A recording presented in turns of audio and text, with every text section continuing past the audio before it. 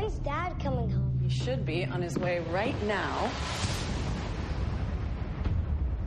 There's something outside my window. Oh, baby, you're having a nightmare, huh? Come on in.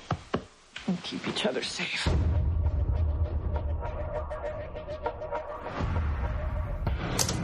Nice. Let's get some ice cream. Hey, I really need you to stay close to me, and I need you to look where you're going, okay? Dad, can we pay the ghost? Pay the what? Charlie, did you see where my son went? Charlie! Charlie! Where's Charlie? Where's Charlie? I was holding his hand. I looked everywhere. How are you holding up? All I had to do was protect him. And isn't that what a father does? He protects. I've been doing some research. Did you know that more children who disappear on Halloween don't ever come back? What if all of these missing children, what if they're all connected? What if there's something behind it? You can't keep beating yourself up. It won't bring him back. My son isn't dead. It has all the children. It's here.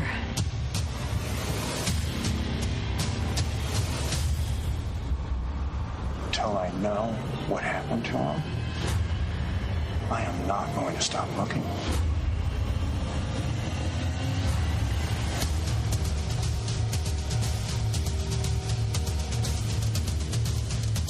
There is something different out there, and it's taking children. Why didn't you protect him?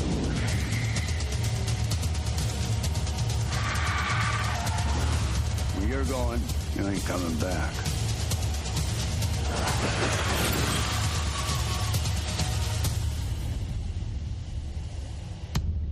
Where have you been? Did you see it? See what, Charlie? Look again. Hello and welcome to The Complete Works, an in-depth look into the career and filmography of Nicolas Cage. My name is Mike Smith, and joining me on this journey into the depths of true Cagedom is my friend, co-host, and fellow Cageaholic, Mike DeCrucio. How you doing today, Mike? Today is just a wonderful day, you know? Oh, we're hanging out. Yeah, we're doing friend things. Yes, we're doing friend things and also podcast things, and sometimes those things come together as one, and that's what we call The Complete Works. What? That's amazing. I know, right? It's pretty wild. So, you know, Mike, as I was watching the movie we're about to talk about, it kind of dawned on me that up to this point, we hadn't really seen Nicolas Cage acting in a pure horror film, right? Yeah, that's true. Like, there was definitely stuff that flirted with horror and, like, took influence from it in the past, like Season of the Witch, or Ghost Rider, or Drive Angry, or The Wicker Man, or even 8mm, I think could even be lumped in there, too. But as far as getting Cage in a movie that is, like, explicitly designed to be spooky, hadn't really happened yet. Until now.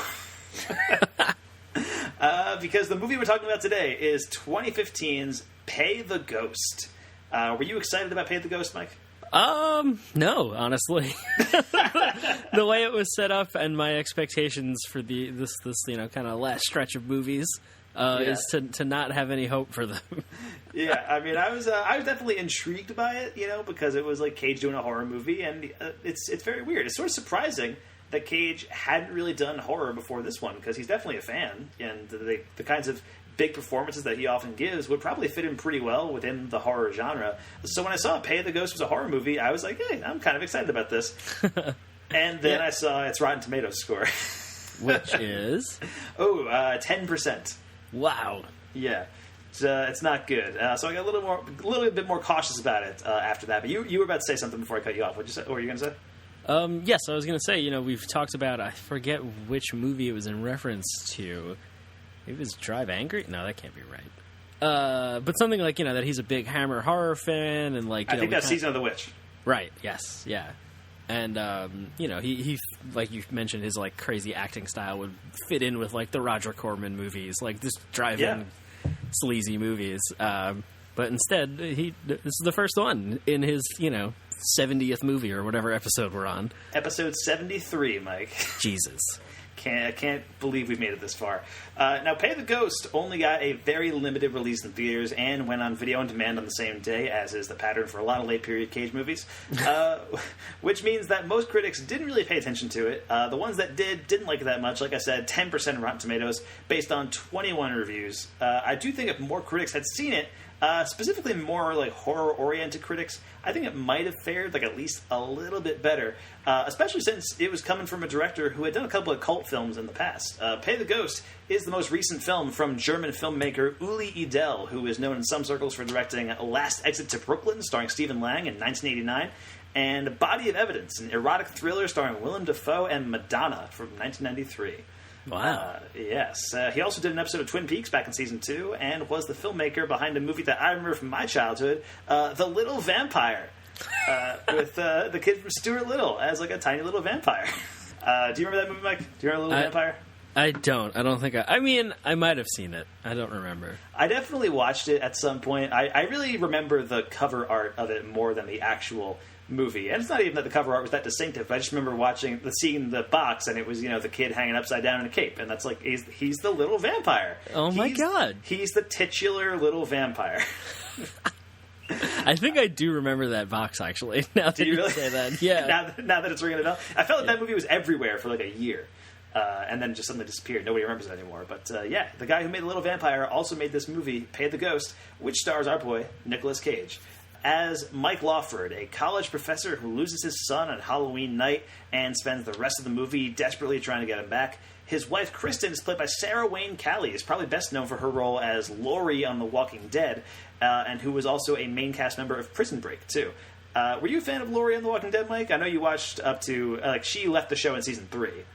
Yeah, I did remember I was doing, if you remember way back when on Film Bookcast, I did do like a 6-season rewatch to try to catch up, and I just abandoned it in the middle of season 6. And then you realized The Walking Dead is bad now, and you were like, I'm done. This is not worth it. Yes, but I do remember Laurie. I remember mostly being annoyed, unfortunately. Yeah, she was not a great character. I remember there was like a little bit of a stretch where she was doing like Lady Macbeth thing.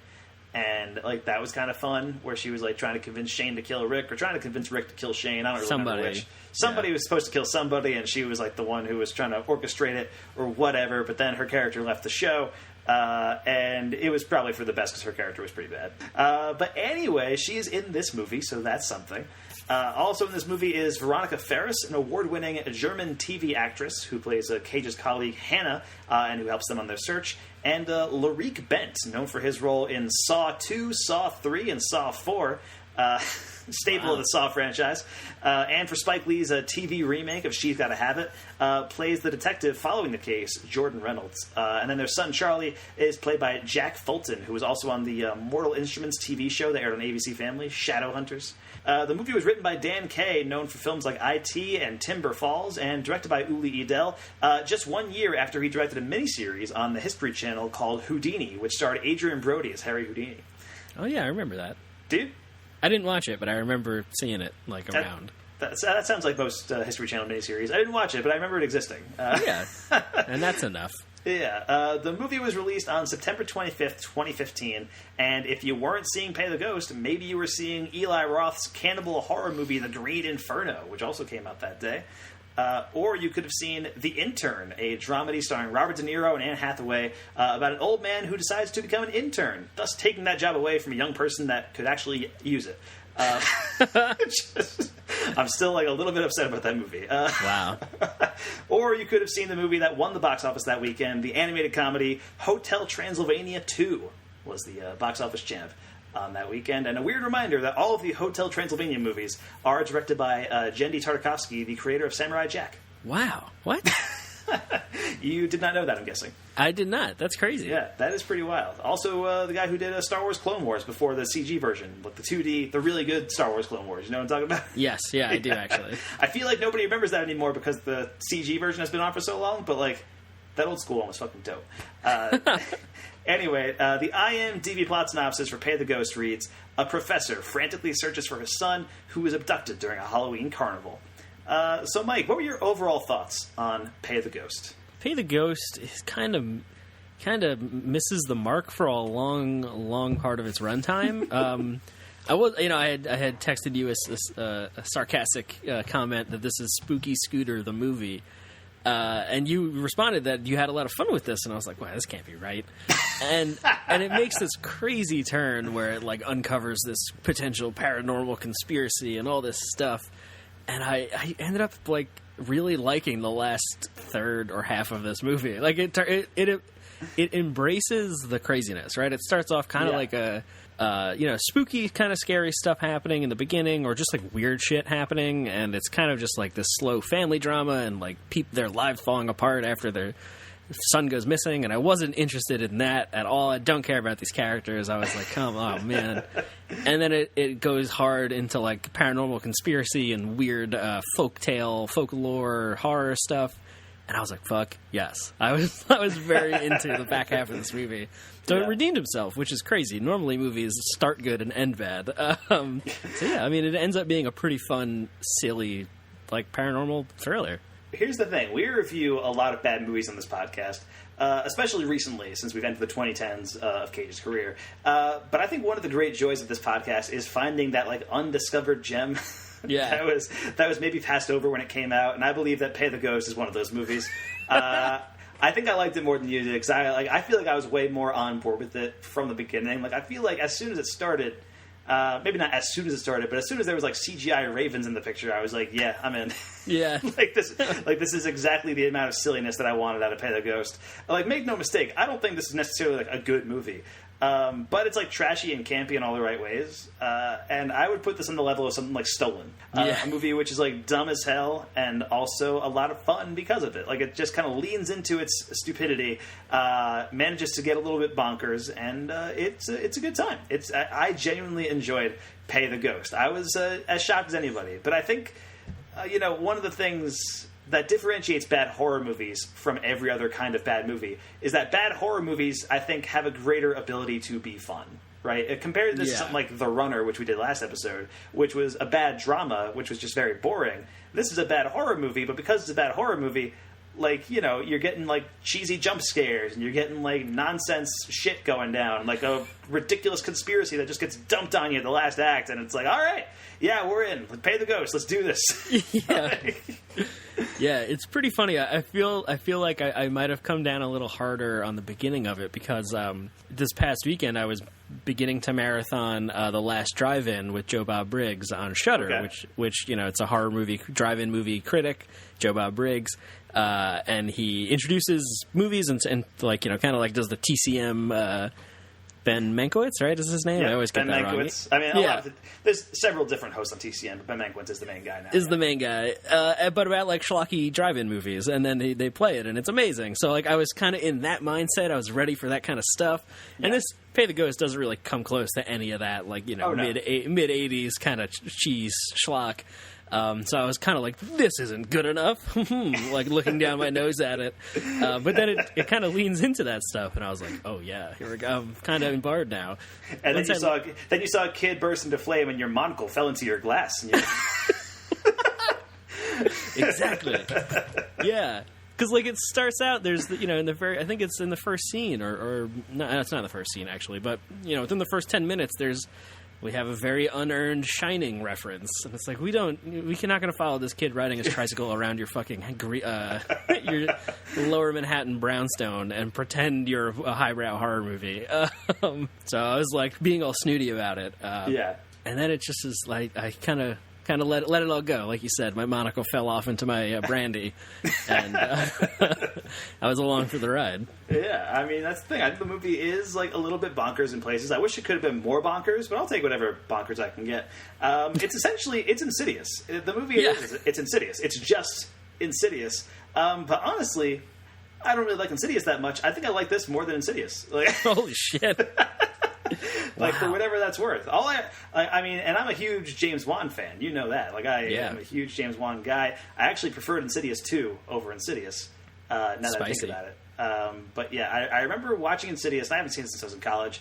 All I remember about that movie is just that weird jump scare where you see the monster on the ceiling and it looks like Darth Maul. Yeah, it's like Darth Maul. It's just Darth Maul, pretty much. And this movie doesn't have like a monster as goofy looking as Darth Maul. I think actually the monsters and the imagery, they're like relatively creepy. Like, there's some good horror shit going down in here.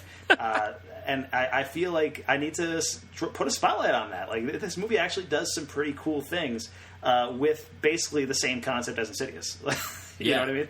Yes. Yeah, for a while I was kind of over it. Like I was saying, it's kind of just the only horror technique it deploys is the jump scare for a very long time. Yes. And I was kind of like, it feels like, well, I think those memes are called stingers, where it's like they're, from the early internet, where it's the Screamers. Screamers, that was it. Yeah, yeah. Screamers. Yeah.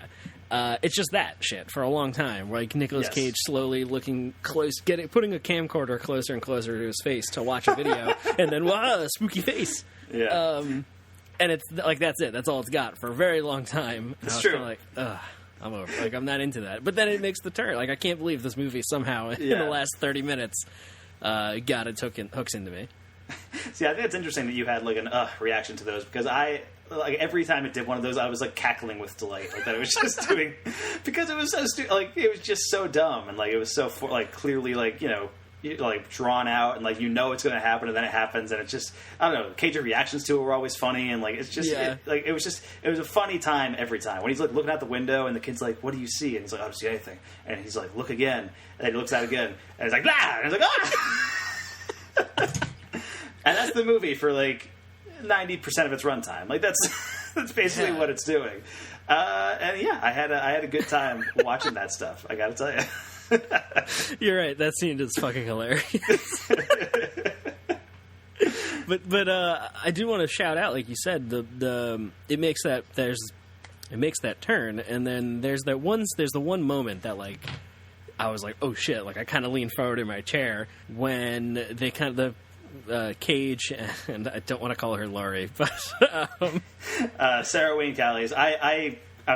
Let's just call her Laurie for the rest of the episode. Oh man, that's terrible. Agree. That's an awful thing to do to somebody. Okay, fine. Do you want to say her full names? Kristen? Kristen is the character's name. Yes. Kristen, we'll go with that. Where Mike and Kristen have reunited, and they're kind of having their come in for dinner moment kind of thing. Yeah. Towards the end of the movie, and the power goes out, and I think this is when like the kids burst into flames, which is hilarious. Yes. But then Cage turns around, and now the room is full of black and white children in like old timey like Halloween costumes. Yes. Which are just like burlap sacks dressed like colored like skeletons, and it's like fucking terrifying. Yeah, it's cool. Yeah, that moment where I was like, oh fuck, oh wait, hold on, is this movie kind of good now? And I like leaned forward. Yeah, and I got excited. Yeah, and that's kind of the level it kind of operates at for the rest of the movie. Like it does. There's definitely dumb stuff that happens after that for sure. But 100%. But like it's dumb, but it's cheesy, and it's just fun. I had a good time watching Pay the Ghost, and it wasn't even like a so bad it's good time like I had with Left Behind or something like that. Yeah. Where like I'm laughing at that movie because it's so clearly inept and incompetent. Like this movie actually has some like creepy stuff going on and some fun imagery, but also it's just like really goofy and. Yeah. And I think it knows it. Like I think it knows that it's kind of goofy, and it kind of leads into that. What did you think of Nicolas Cage in Pay the Ghost, Mike? I think Cage is giving a oddly grounded performance for what this movie is. Does that make sense? Like he's definitely he's definitely paranoid and neurotic, and kind of going fraying at the seams. Like he's kind of losing it, but. For the kind of stuff, like he doesn't have snake hands, and like in this movie, he's not on 11 for Cage. Like he's not being crazy. He's being appropriately disturbed for the context of this film. He's not just like it's not obviously Nick Cage doing weird shit. It makes sense for his character. At least that's how I felt. Now, is that how you felt? I would agree with that. I think he's really good in this movie. I think he gives a really committed performance, and it's fun seeing him play around like in this horror element. And I think it's interesting. I feel like there's been a pattern emerging where it seems like the kind of movies you would expect Cage to be a little crazier in are not the movies that he's delivering his crazy performances in. You know what I mean? Yeah. Whereas, the movies that maybe don't call for him to be crazier, he's like going a little bit crazier, like an Outcast with the snake hands. Now that you mention it, now that you brought it up. But, I think this goes all the way back to like Drive Angry you were saying back then, where you were like, yeah, like the movie is operating on like an 11 in terms of craziness, and Cage is on like a 3 or 4. Yeah. And it just seems like weird to you, at least. I remember thinking he was pretty cool in that movie. But so, yeah, I think it's an interesting pattern. I think it's a conscious choice on his part where he knows people expect him to be crazy, be wild. And so when he's in a movie that is pretty crazy and wild, he's actually like fairly subdued. Right. And then when you don't expect it, when you get like, you know, a serious drama with Cage, that's when he goes nuts. Like, I don't know. It's interesting. Yeah. It's definitely interesting. Yeah, and I even remember, all these movies blend together. But it was very recently where you played a clip, I believe, an interview clip of him saying that. Like, he made a deliberate choice not to be crazy, not to be, like, over the top. Maybe. Am I imagining that? That sounds right. That might have been in the Dying of Light review. Maybe. But that was a few episodes ago. Who knows? Because, yeah, at this point, a lot of these movies do blend together a little bit because they're all... a lot of them are pretty boring. But I do think Cage is really good in the movie. I liked him a lot. What did you think of him and Sarah Wayne Callies together as a couple? I mean, sure, I guess. The movie tells me they have to be a couple, so I believe it. Yeah. I mean, Cage and his assistant have way more chemistry, and I totally thought there was going to be a plot that they're together now. It seemed like there was a bit of, like, it seemed like the remnants of an affair subplot were, like, tossed aside, I feel like. Like, it seemed like the chemistry was there. It was just, like, that was... definitely a thing. But I thought he and Laurie, Sarah Wayne Callies, were good together. I liked them. And I liked that the movie brought her into the supernatural stuff pretty early on, too. Yeah. Like, it didn't just have her, not believing him for most of the movie, you know what I mean? Which I think would have been the easy route. Mm-hmm. Yeah, I did really appreciate that scene, because there's the one scene where he, like, you know, shows up at her house, and he's like, we need to talk, and he pitches her this insane idea where he thinks, like, Jacob's trying to talk to me kind of thing. Yeah, and Charlie's his name. Charlie, you're right. I don't know why I said Jacob. And the very next scene, like, she encounters some ghost shit, and then she's full on board. And I was like, yes. Right. That's the way to do this. Yes, and I think Cage does a good job of portraying grief in this movie, too. And in that way, I think it feels like it's hitting, like, similar territory. It's like Hereditary or The Babadook, only, you know, like, much worse than those movies. Yeah. But it's kind of playing around in the same sandbox, where it's like you lose a loved one, and you're trying to kind of pick up the pieces of your life, but also horror things are getting in the way. You know, and I think it's an interesting comparison to draw. Like, again, this movie is nowhere near as artfully constructed or as well thought out as those movies are. But as far as that goes, like, the core grief plot of the movie is there. I love the charm of the old horror films. I like the old Hammer horror films. I like The Exorcist, The Sixth Sense. Ringu is one of my favorites, The Shining. So it's really an honest expression for me, because my mandate is drama and horror, and if you can do both in the same movie, then you're really onto something. Ellen Burstyn really showed the importance of dramatic acting to make the supernatural more real. Because of her incredibly authentic performance in The Exorcist, we believe the extraordinary circumstances that are happening. And that's sort of what I want to try to model, you know, on Pay the Ghost. I've always had the feeling that you could do with acting what you can do in other crafts or art forms. If you could do something in painting, why not try it in acting? So I try not to limit myself. I think it was Pablo Picasso that said, "Art is a lie that tells the truth." I think that's acting. For sure. And there's even I even had a note that I was like, wait, is this just the Babadook? Like some imagery, like particularly the drawing that Charlie makes of, like, that weird dark shape, and then and then, like, the iPad turns on and the picture is drawn, so Charlie's hiding in the back, like hiding behind the shape. I was like, whoa, this is like just Babadook stuff. Yeah, I mean, this came out the year after the Babadook, so it could definitely be consciously ripping off the Babadook. It could definitely be. But as we've talked about with the, like, in relation to those movies, this is like that kind of, like, grief, mental illness. If you're imagining it, if it's in your head, is it any different from if it's real, kind of thing? Is like my favorite subgenre of horror movies. Right. So yeah, this got there. This movie eventually scratched that itch for me. Good. Yeah, I'm glad. So how do you think this role fits into the roles that we've seen Nicolas Cage play in other movies, Mike? I definitely had that connection to 8mm, which you mentioned. Not so much because it's a horror movie, but because it has this like, you know, deep conspiracy subculture kind of thing where this movie ends up with like the Celtic, you know, pagan rituals and this weird folklore stuff. You know, just like 8mm had. No, but that was the biggest one, which I guess is kind of weird that's the movie I was like that's the one that jumped out to me. Okay, interesting. Because I had a completely different movie that jumped out to me. This movie is Knowing. Dude, it's Knowing. It's 100% Knowing. I mean, Cage plays a college professor who uncovers a supernatural conspiracy that concerns his son being kidnapped by otherworldly beings. Like, it's just Knowing, but with ghosts instead of, like, peaceful aliens. Instead of numbers. And the world's not about to end, and there's no numbers in this one. So it's just 100% Knowing. Like, it's not even like trying to not be Knowing. It's like this movie has like a dash of Knowing and like a lot of Insidious and also the Babadook, and it's kind of just throws those together, and that's Pay the Ghost basically. Yeah, pretty much. Which two of those movies star Rose Byrne, so there's a connection there. Rose Byrne should have been in this movie. It's the Rose Byrne cinematic universe. Yeah, the Rose Byrne cinematic universe. Honestly, Rose Byrne should be in most movies. That's like my main argument. So I'm just saying, if Hollywood is listening to this podcast, just start casting Rose Byrne in more stuff, please. Thank you. Thanks for coming to my TED Talk. Also, Cage playing the grieving father looking for any way to get his child back is also the plot of Rage. And you know, Mike, despite starring in Rage, he is still just Nicolas Cage.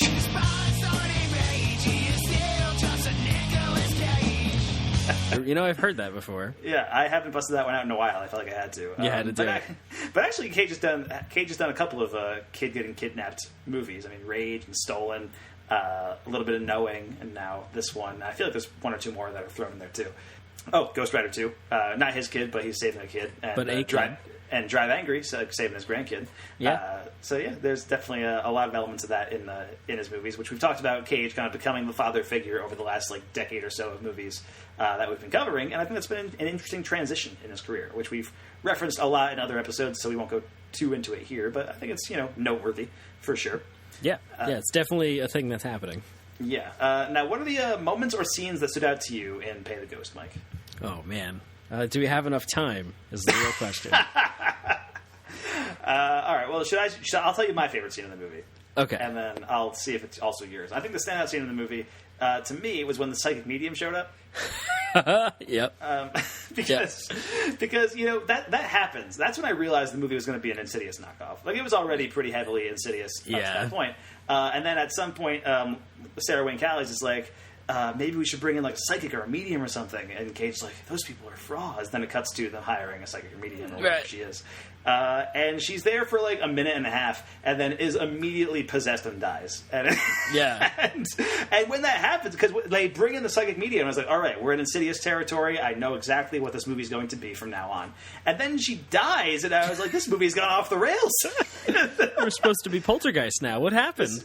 What happened here? It's supposed to be Poltergeist. It's supposed to be Insidious. And it just completely, for a brief few minutes, I was like, I have no idea where this movie's going to go. And then it ultimately kind of just goes the same way Insidious did anyway, but with Cage going into the netherworld instead of the medium. Right.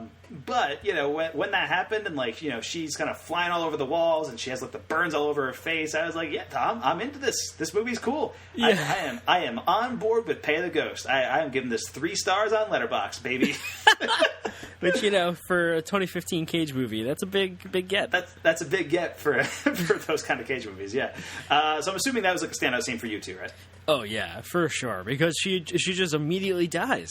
Straight up comes into the movie just to be brutally murdered. And, cooked from the inside. That was cool as hell.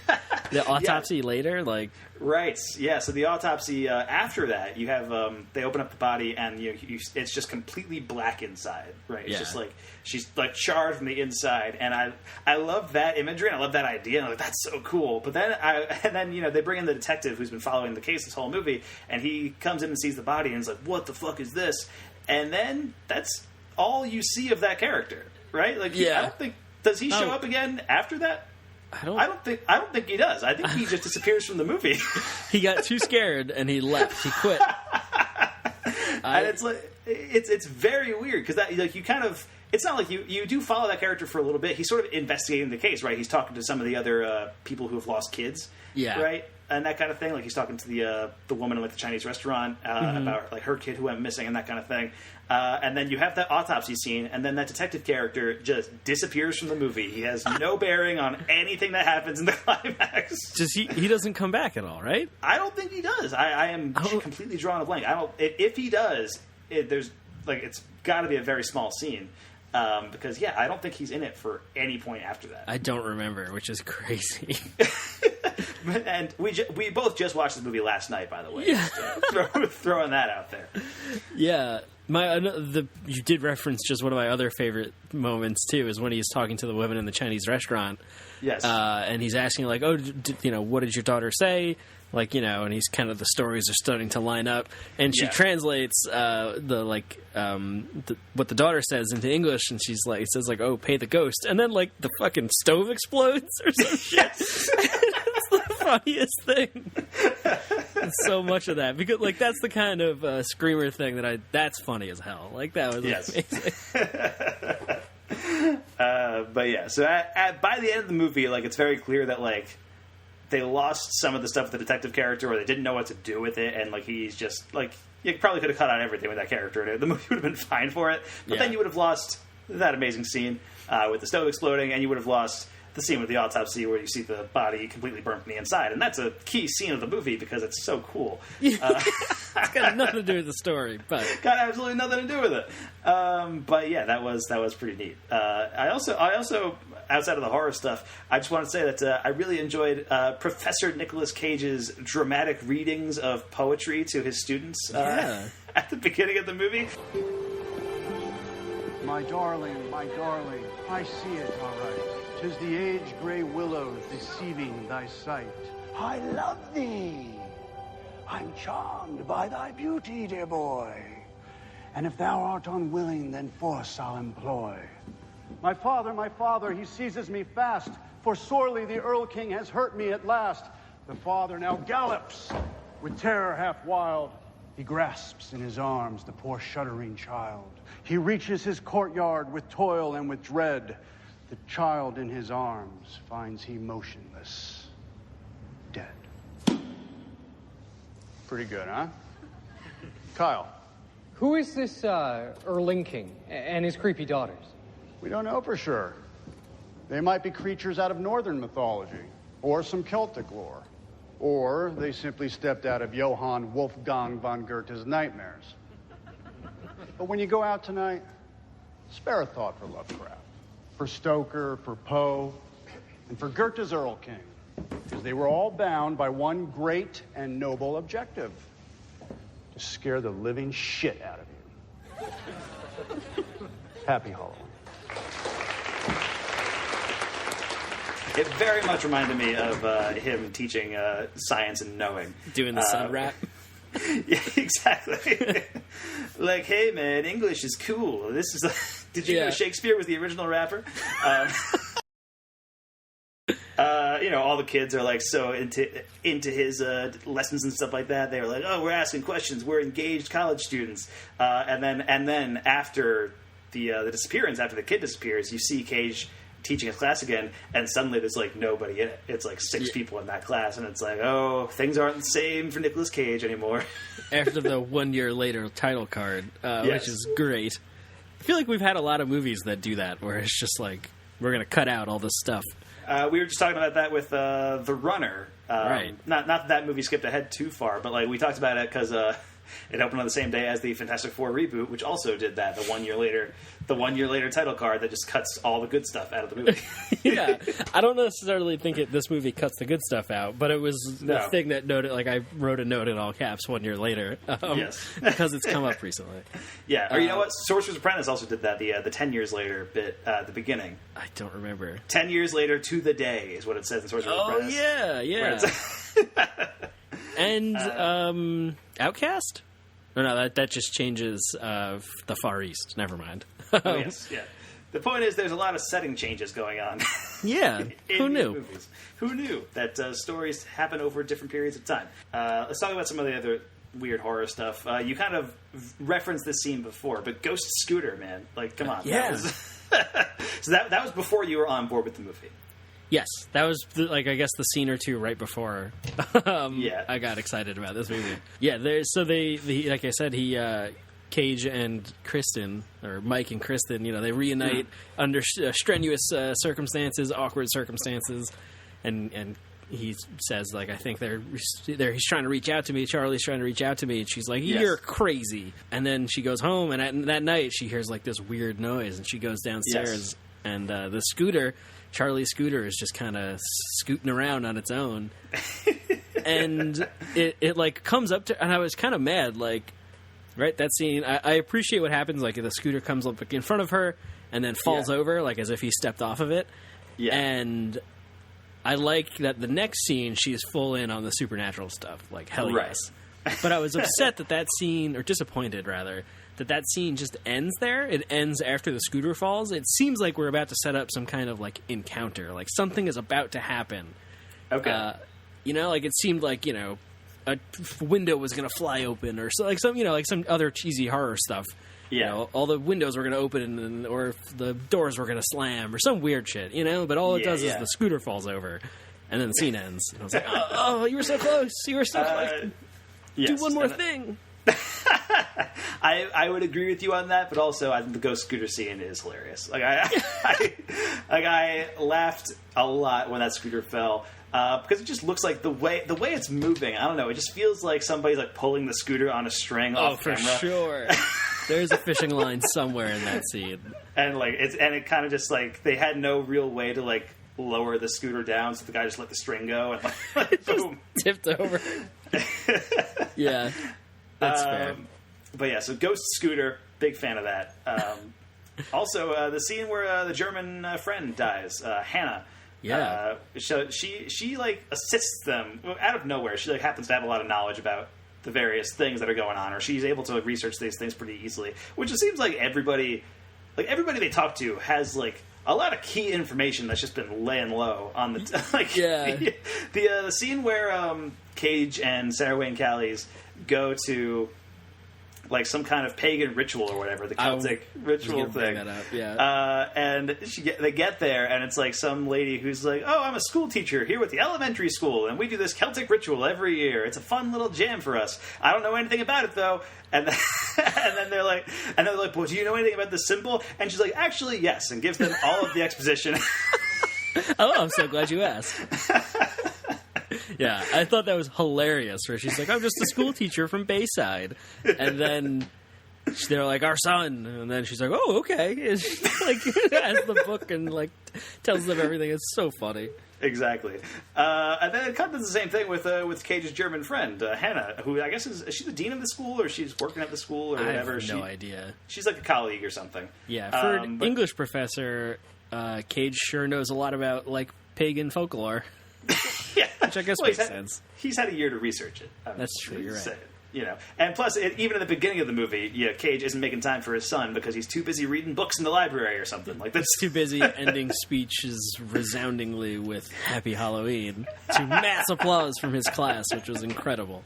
Yes, I also loved at the end of that scene too, where he's doing the lecture. When he finishes up his book reading, he does the dramatic closing of the book with one hand. Yes, it's so good.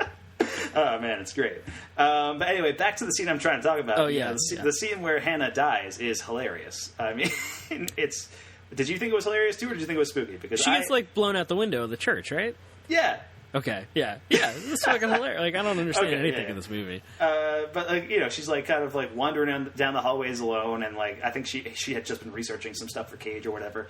And then like you start hearing ghost noises or whatever, and then you see a ghost like kind of in the distance, and then like you cut to like the outside of the church, like from a very far shot, and then you just see her body go flying out of the window. And it's amazing. It's just like it happens so suddenly, and I think it's just the way the camera is positioned, where you're just watching it from like very far away, and it's like boo. It feels like you should have like Goofy doing his big like falling down sound thing. Woo! Oh my god. It definitely has like a Looney Tunes feel when that happens. But then, of course, the after credit scene also. She wakes up. Wait, what? Wait, did you not see that? No.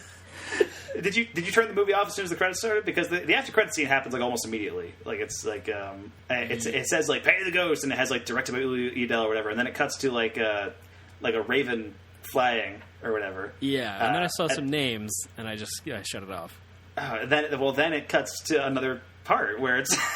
Man, I pulled a VIN. Yeah, you pulled a VIN. You pulled a Kai. Everybody's ending things so early these days. What the fuck? Watch all the credits, people. But so it kind of like cuts back to that scene. So you see the raven kind of landing right near her body, and it's like daytime. So like her body's just been there for like a day at least. Yeah. At least like, nobody's picked up or anything. And then she's there, and she opens up her eyes, and it's like they're entirely black. And then it cuts the credits again. So she's like possessed by some kind of ghost or something. I don't know. Or it's setting up the sequel. Pay the ghosts with a dollar sign. With I don't know. Dollar sign. I like it. But yeah, so there's the post credit scene where she wakes up at the end. So I mean, would you watch a Pay the Ghost sequel where Hannah is the villain or something? Like, I don't even know what it's trying to set up there. I might. That might be really fun, actually. I think it could be fun. I doubt there would ever be a sequel to this movie. I'm sure that's not in the cards at all. But it just seems weird. It seems weird that like that's not the last shot of the movie, and instead it's an after credits type thing. It's not even after the credits. It's like mid credits, I guess. Yeah. But it's weird that that's not the last shot of the movie. Like your last like horror shot. You know what I mean? Like Jason Voorhees popping out of the lake or something. Like that could be your shot right there. Of course, yeah. That always happens. Yeah, and then you would have seen it. So there, right? So there would have been that too. Yeah, I know because I did notice that the title card and title card and then the director credit and stuff, and like I saw it cut to to the Raven and stuff. I was like, that's weird. That's a weird thing to do. And then it was like a couple names in a row, and I was like, okay, I guess that's it. And I just shut it off. I made a mistake, I guess.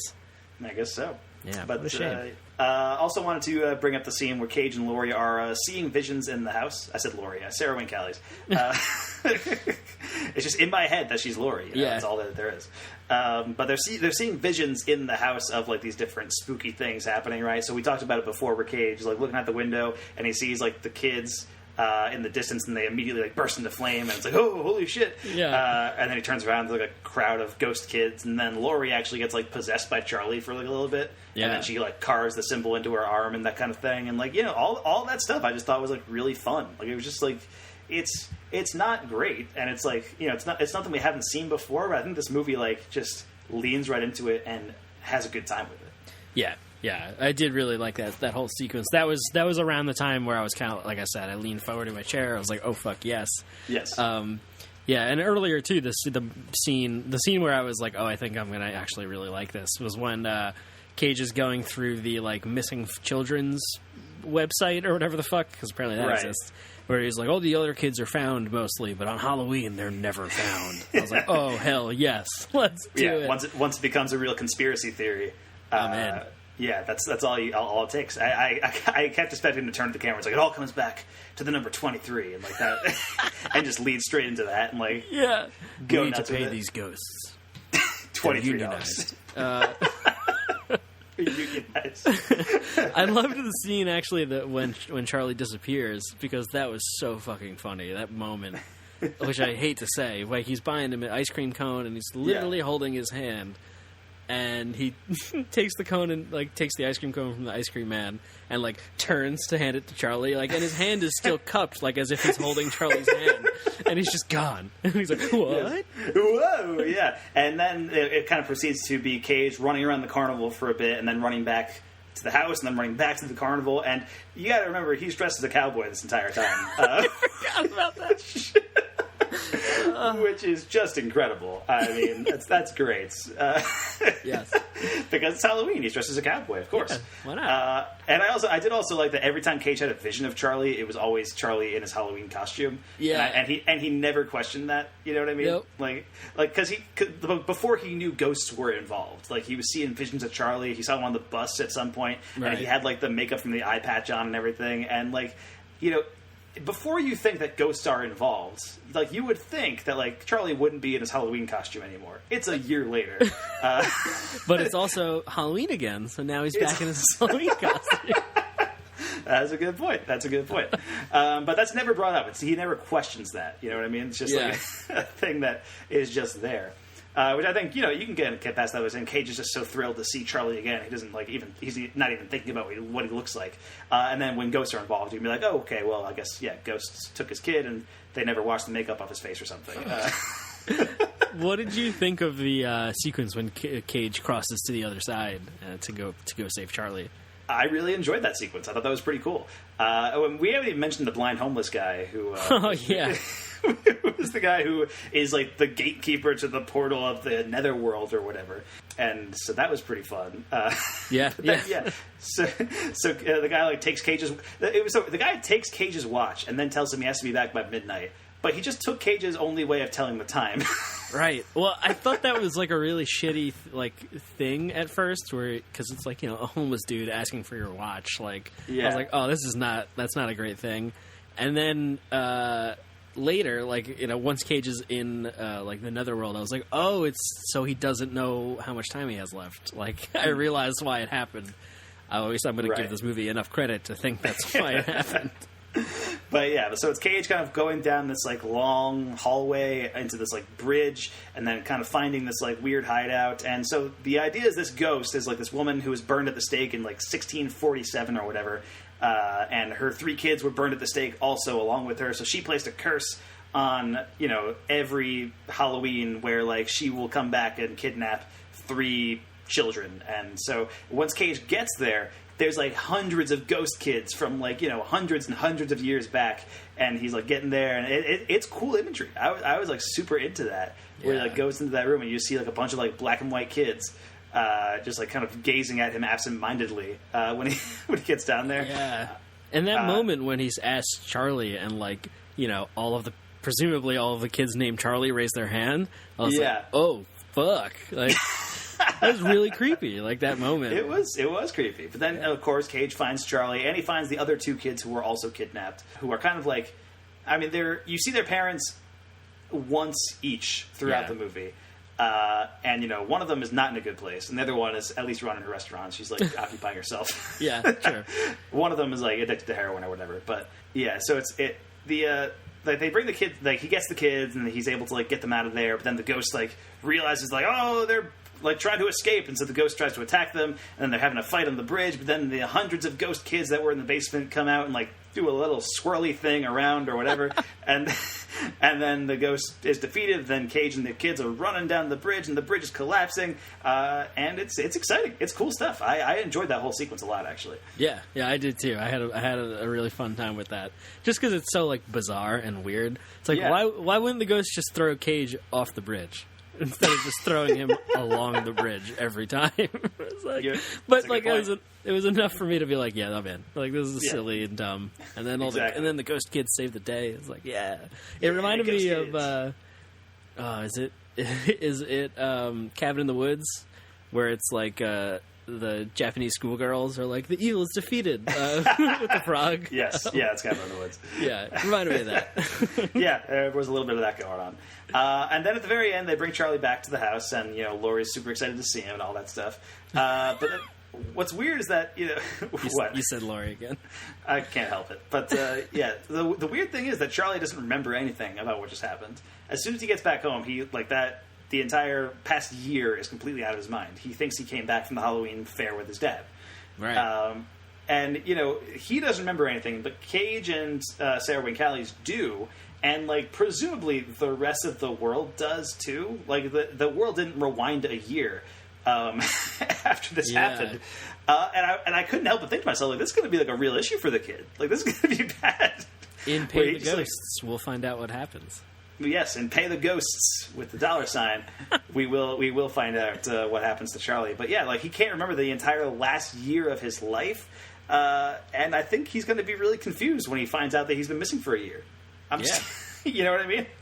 The movie never addresses that. It doesn't show him going to school the next day and his teacher fainting in shock or something. It's we don't know if he aged for that year. Is he just frozen in time? There's a lot of unanswered questions in Pay the Ghost, Mike. But overall, I had a pretty good time with it. I gotta say. Yeah, I ended up having a blast with the second half of this movie, basically. Yeah, maybe not so even much the first half.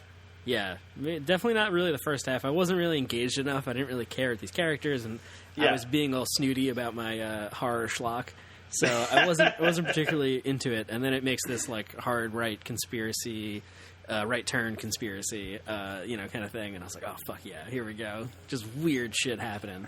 All right, now that you say that though, I'm gonna ask that you rewatch Knowing with that in mind.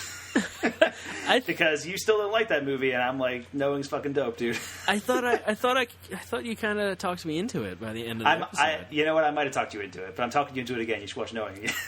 Colin, check the minutes. Oh, no, that's the other podcast. Never mind. Don't check the minutes. Don't check the minutes on that. But anyway, yeah. So I think that about wraps up our thoughts on Pay the Ghost, right, Mike? Yeah, that's enough of that. Cool. That's about all that movie warrants, I think. Yeah. But we enjoyed it. I think it's a pretty good, solid horror movie that was kind of overlooked when it came out, just by virtue of being a video-on-demand Nicolas Cage movie from 2015. I think that's really, that's kind of really what it is. All right, let's move on to some Letterboxd reviews for Pay the Ghost. I got some good ones for you today, Mike. Here's a 1-star review from Letterboxd that reads this. Hey, Nick, we have a new script. I'll do it. Don't you want to hear about it first? It's a ripoff of Insidious that doesn't even allow you to chew the scenery in a fun way. It's more dull than Left Behind. Does it pay? Well, of course. Count me in. Here's a 2-star review of Pay the Ghost, which reads, I would have liked Pay the Ghost more if they would have amped up the Celtic folklore and turned down the sappy absent dad redemption arc. I love how the woman at the Samhain ritual was like, oh, I'm just a primary school teacher doing this for fun. I don't know what you're talking about. But then proceeds to tell them almost everything they need to know to save their kid. Boiling it down in my bitchy witchy cauldron, and this movie is basically about a career-driven dad who picked his kid up 1 year late from the ghost nanny. Wow. Yeah, harsh but fair. Here's a 3-star review of Pay the Ghost. I thought Pay the Ghost was going to be complete crap, like most present Nicolas Cage films, but it exceeded my limited expectations to an okay satisfaction rating, only heightened by the batshit insane antics of the Cage. Cage antics include running around at a carnival dressed up as a cowboy, screaming at children, and making them drop their ice cream cones, holding a pirate hat, and reciting plays. Pay the Ghost is pretty good. Just give it a chance. It's not every day you get to see a film where Cage's son gets stolen by a fucking ghost. Here's a 2-star review of Pay the Ghost, which reads, 3 things that I would like to change in this movie. 1. Cage should say Pay the Ghost way more than he does. It's such a great line that I just want to hear it over and over again. Which, that is pretty funny because we didn't really mention this, but they say the words Pay the Ghost a lot in this movie. It's like the mantra. It's like the Prime Merlinian in Sorcerer's Apprentice. Oh my god. It is that is this movie's version of that. Number 2, there should be a ransom. It would be absolutely fantastic if you had to pay the ghost with actual money. And number 3, Cage should lose an eye somewhere during the first half of the movie and wear an eye patch for the rest of the movie. What? These are my demands. Which makes me think this guy must have been listening in to our Drive Angry episode, because we talked about how he really wanted to lose an eye in that movie and they let him do it. Yeah, that's true. So there is that. And he also really wanted to lose an eye in Season of the Witch, but they didn't let him do it in that movie. Sons of bitches. Bastards. Here's a 2-star review of Pay the Ghost, which reads, Nick Cage gets a blind homeless guy who essentially mugs Cage and steals his watch to show him where a bridge is that leads to a dimension where loads of dead kids are, but he has to be back before midnight or he'll stay there forever. It's a modern Cinderella story. Oh my god. And finally, I got one more here. It's a 1-star review of Pay the Ghost, which reads, I was very moved by this because it sends out a very powerful message. If you're an Oscar-winning actor, do not buy a Gulfstream jet, a medieval German castle, or a dinosaur skull. Just pay your effing taxes like we all do. Otherwise, you will have to do this sort of crap to pay off the IRS. Wow. That's too sad. That is a little sad, a little bit harsh, but also not inaccurate. I think. As much as we love Nicolas Cage, he did spend a lot of money on a lot of ridiculous things. Yeah. All right, so that is Pay the Ghost, and we enjoyed it. We were fans of Pay the Ghost on this podcast. That is a definitive statement that I can say right here and now. Mike, where can we find you online this week? You can find me at MD Filmblog on Twitter. And you can find me at msmithfilmblog on Twitter, and all of our podcasts and stuff at filmbook.com. Or should I say Twitter? Is that how we're saying it now? Yes. Twitter. Well, usually I'm the one who can't keep it together during this, and you're like Twitter, and suddenly you can't speak anymore. What the hell happened, Mike? I was just picturing with the monocle and the snifter of brandy watching a drive-in movie. I blew it all. Oh, I'll have to go check my Twitter after this film. All right, thank you so much for listening to The Complete Works. I'm Mike Smith. That's Mike DeCrescio. If you're listening on iTunes, or even if you're not, make sure to rate and review us. 5 stars would be great. And tell people you know about the show if you can. If you want to contact us, you can do so by emailing NicolasCageCompleteWorks@gmail.com. We would love to hear from you. Join us for the next Complete Works, where we're talking Nicolas Cage's role in 2016's The Trust, which is a crime movie that pairs Nicolas Cage with Elijah Wood and features Jerry Lewis in his final film role. What the fuck? I did watch the trailer for that when it came out, and I was actually pretty excited about it. It got decent reviews too, so I am looking forward to that movie because I wanted to see it when it came out and never did.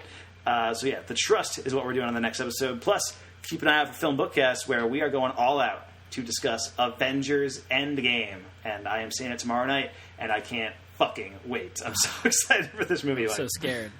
Just emotionally and for spoilers. Yes, yeah, you're going to have to pretty much avoid Twitter and Facebook and all that stuff for the next couple of days until you get to see it. Yeah. For me, I'll be able to see it tomorrow night, so I only have 24 hours to go of avoiding spoilers, and then I can finally just bask in the glory of Avengers Endgame. I can't wait for this movie. I'm so excited. The reviews have been amazing. It's going to be great. Yeah, all right. Thanks so much for listening, guys, and thanks for getting in the cage.